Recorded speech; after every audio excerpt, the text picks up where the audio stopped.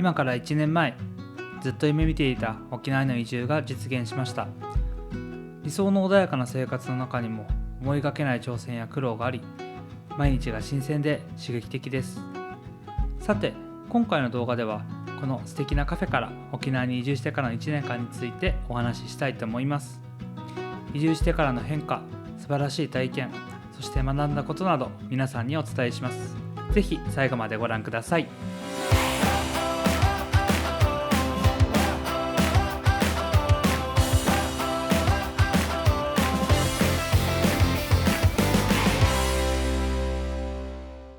沖縄に来て1年経って、ちょっと張り切ってお祝いしたいやんか。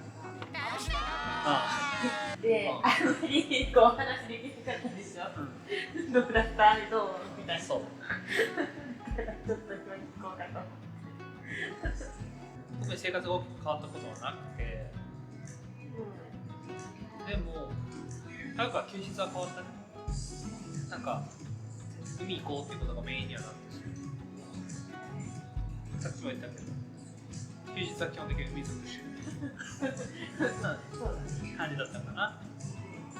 で、沖縄自体がさ、こう1年通して寒暖差がすごい少ない地域だから体調はかなり崩しにくくなるかな。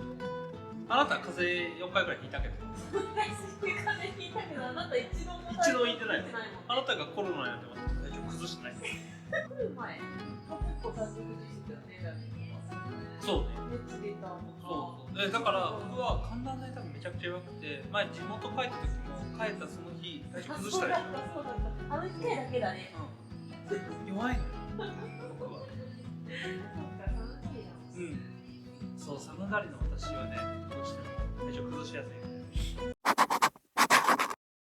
い。よくいろんなとこ行ったけど、そうだね、買い物はライカムが一番楽しいね。よく行くし、遠いけどね。そうだね。北部からで考えたら行くだけで1時間半だけど、で、個人的に海遊びするなら、ケジンソンの、赤羽ビーチかながすごい好きで、俺のベストプレイスって言ってもいいさ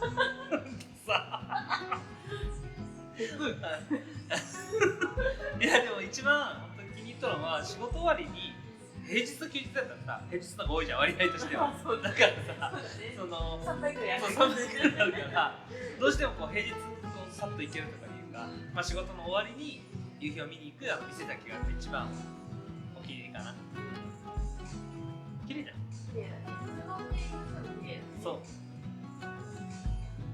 いいとこよ。このサンセット大好き。沖縄で一番印象に残ってること、もうダントツの台風です。今年は特に大きかったって言ってたじゃん。言ってたけど、おかえりパターンじゃん。このよくわからない動きしてたよね。台風でさ、一回沖縄過ぎて、そしたらもう一回その台風が帰ってきたでしょ、こっちに。U ターンしてきた時があって、あの時はね、なかなかきつかったね。うちらが住んでるところは、防風林が多いのもあるだろうけど、まだ比較的安全に過ごせたよね。ただ、停電が1週間に関しては大変だったね。しかもその時はポータブル電源も何にもなくて。そうだね、もう初めての台風で剪定を受けて、そう。いや、きつかったな。何がきつかったかってさ、あなたがさ、4日ぐらい経ったぐらいかな、なんかメンタル的に参ってか知らんけどさ、もううちは電気つかないとか言い出してもうつかないのとか言い出してダメだ、うちの彼女の精神がおかしなってると思って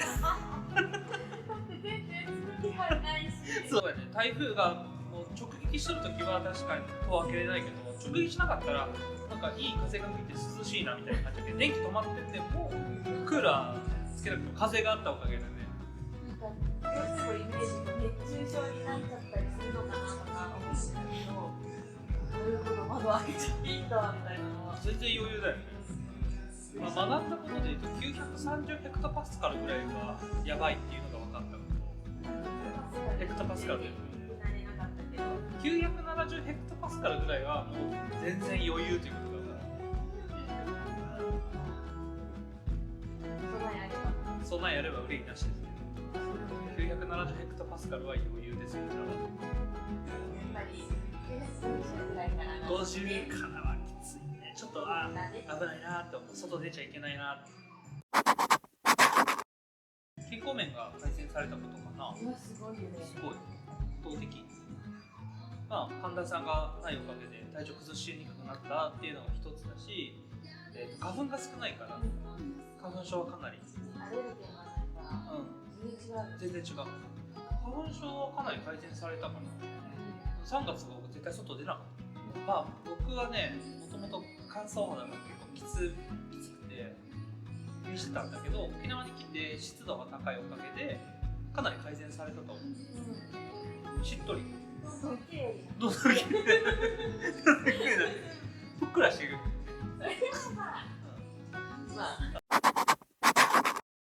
特にはないけど、さっきも言ったけど、台風でライフラインが結構崩壊することやね。すごく頑張ってる理由はね、いただいたのでありがたかったけど。台風が去ってから1週間ぐらいはスーパーから物なくなるし、水道が使えないとかうちはなかったけど、使えなかったらすごく大変だと。でもそこまで考えたらデメリット、沖縄ご飯が美味しいから6キロぐらいは太るよっていう。そうだね。太るよ沖縄太るよ。思い立ったら吉日です。すぐに来た方がいい。そうね。本当に私たちはさ、沖縄に住みたい、行こうってなってから3ヶ月ぐらいかな。3ヶ月ぐらいです。あなたが沖縄に行かないぐらい行きますんじゃないの？そう行こう。そうよ、あなただって。最後背中押してくれたのはあなたよ。行きたいのか行ったらいいじゃん。で、背中押してくれたの。いや、ずっと行きたいって言った。確かにずっと行きたいって言ったんやけど。いつもさ、行動力あるのに行かないんだろうと思う。いやいや、ビビりなんですよ。